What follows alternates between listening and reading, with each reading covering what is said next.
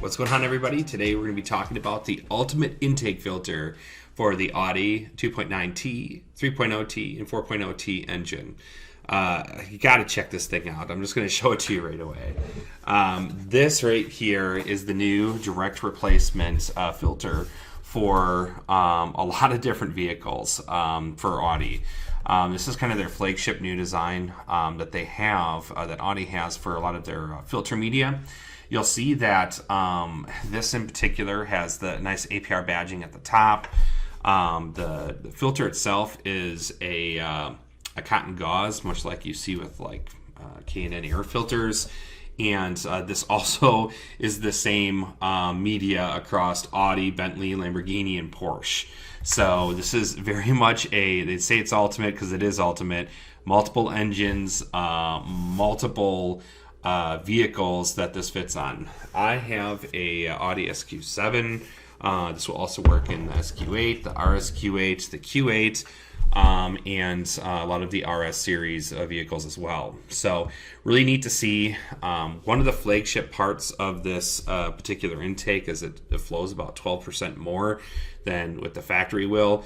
I'm gonna set them side by side in my next video, or my next part of the video, to show whether the media looks bigger, different, whether the parts are similar. And I definitely think that this thing is awesome. I am going to show you how to do the filter replacement in the SQ7. It should be similar for the other vehicles. Yeah, I'm super excited. This thing is absolutely massive. In my next video after this, I'm also going to show the air inlet from the turbo into the engineer filter as well. They now have a forged carbon part that we're going to put in as well, so you definitely got to check that out. APR, double thumbs up for coming out with some really cool parts for the SQ7. It's kind of been neglected by the tuning industry, other than your rock solid stage 1 tune that you have for it. So thank you for continuing to invest in these vehicles. And when that engine cover comes out that is carbon forged, I'm going to be your first customer, I promise, because that thing looks awesome. Anyway, let's get to it. Let's take a look at the engine bay. All right, so the first thing that we do as part of the install, we take off the oil cap, since it is integrated into the engine cover itself. And then there's these pins on the side that you pull outward. So it just kind of pulls this way, pops out. You have to do it on both sides of the cover, and the engine cover should come off fairly easily, which there it goes. I'm gonna put this into a safe place. Fast forward through it.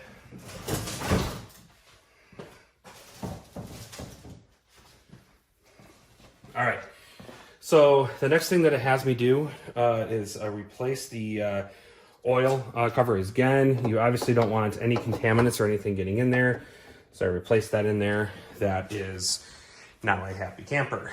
If you take a look at the filter media, man, is that different. To be able to remove the filter media, I have a screw here and a screw here. You unscrew those, you clip these backwards, and you can take out the filter. So what I'm gonna do here is I'm going to start working away at that.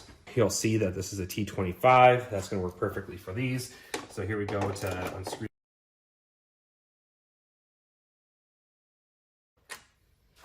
Gotta save these. Do not lose those bolts. They're a little bit longer than you'd expect.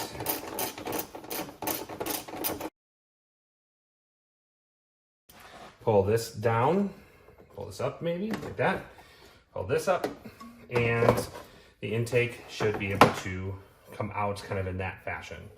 So taking a look at it, I mean, it is pretty interesting. If you take a look on the inside here, it definitely feels a little bit lighter.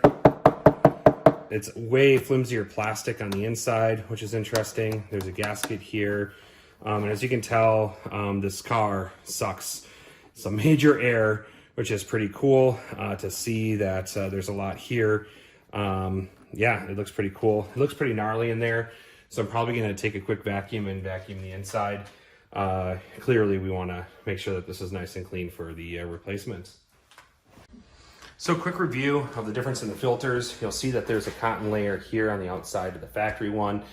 On the APR, it's wide open.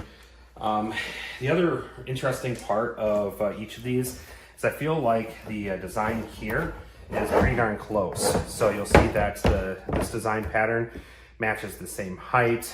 The inside, this is much better, much firmer.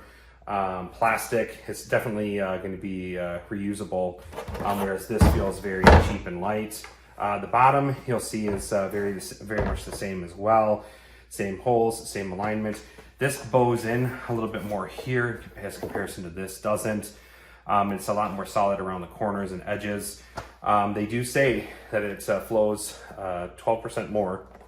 So I guess our ears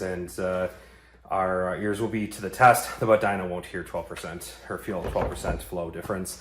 But yeah, to take a look, you'll see that there isn't a middle piece to help support the structure there. This is strong enough to kind of stay in the standard position there. So all in all, I'd say that this definitely same height, same type of filter, in the sense that it's kind of like this weird shape. But yeah, it's pretty darn close to factory, way better built. So here's another look at what we're replacing with it. It does come with a gasket. So all you do with this, with the APR symbol up, you insert it down into the intake area. It sets in, and we'll put in the screws and clip this in, and it will be good to go, ready to go with the new intake. So the specs on those bolts up top are 44. So I set my torque wrench to 44.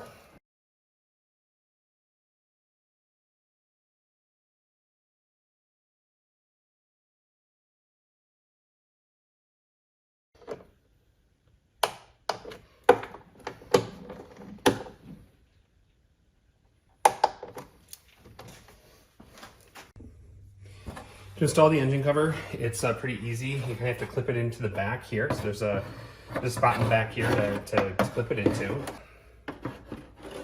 right there. And you'll see that as I clip it into the back there, I can just push down here, and there's some spots to be able to kind of softly kind of clip it into place. So then you have to replace the oil cap. So let me see if I can orient this the right way, like so. So the oil cap's on.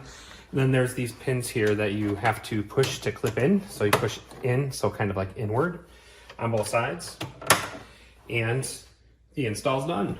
You can now drive away.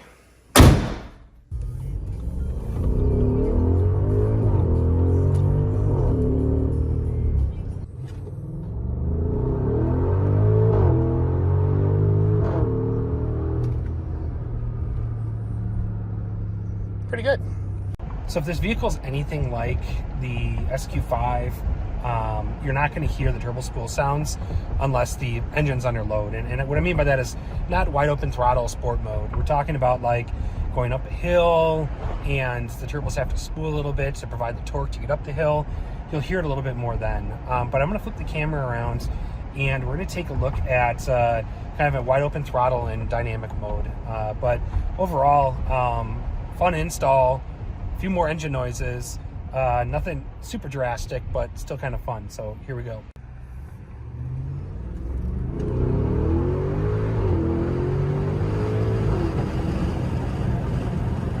So let's talk a little bit about the intake and the air media itself. So first and foremost, the air media, I'm not sure how much more horsepower you're really going to feel on the butt dyno by just replacing that media. It does look pretty cool. It does allow a little bit more airflow. Maybe on the top end you'd see a little bit of a performance gain. I ended up doing the entire intake system, and that's about 22% more flow plus 12% from the air filter. Not plus, but just in comparison to what the factory system has. Would I say that you have crazy power? No, the car's really quick as it is. So you're not really going to feel like 10 to 15 horsepower extra on the vehicle. Maybe on a drag strip or maybe on the top end, you'll see some performance benefit to it. I would also say that I did have some higher speed driving around, and on the top end where it's wide open throttle going pretty quickly, I definitely felt a difference. I could feel it pulling a little bit more. And I think it's just because the filter as well as the intake system allows it to spool up faster and maintain kind of optimal airflow as you're at higher speeds and at full spool. So I can't really say whether you're getting a crazy performance difference, but what I can say is I love the look of it. I love the look of the intake, which I also did a full video on the install of. And I'm pretty satisfied with it. It doesn't always have to be crazy spooling sounds, blow-off sounds, and everything like that. I'm kind of past that point in my life, and I don't really need crazy intake sounds. But I do hear the spooling a little bit more. I do hear every once in a while underneath, like going up a hill in comfort mode, you'll hear it kind of blow off a little bit as I'm kind of letting off the throttle. So there are some additional noises.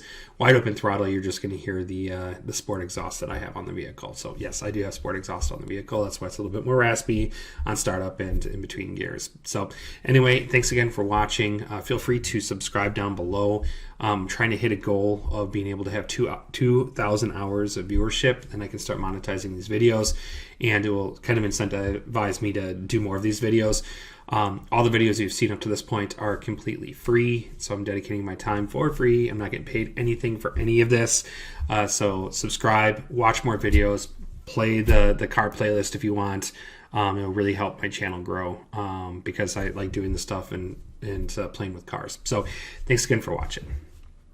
I'm always interested in hearing your opinions, so drop a comment below. Also, don't forget to subscribe for more tangents on cars, motorcycles, and trucks. Thanks again for watching.